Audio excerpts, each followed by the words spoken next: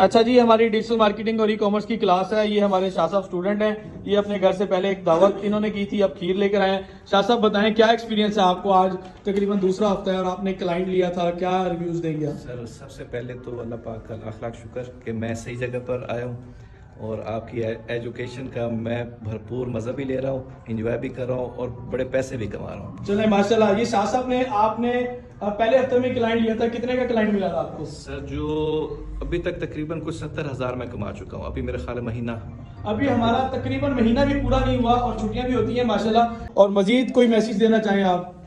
मैं तो जो भी बेरोज़गार नौजवान तबका है, मैं तो कहूँगा यहाँ पे तशरीफ़ लाएं और इनके पढ़ाने का बहुत अच्छा तरीक़ाकार है। मैं कहता हूँ दोस्ताना बिल्कुल माहौल होता है और समझ भी बहुत आसानी से आती है। तो तमाम दोस्तों से गुजारिश है जिनके पास रोज़ी के मसाइल हैं तो वो बिस्मिल्लाह पढ़ के यहाँ पर तशरीफ़ लाएं। इंशाअल्लाह अल्लाह पाक अच्छा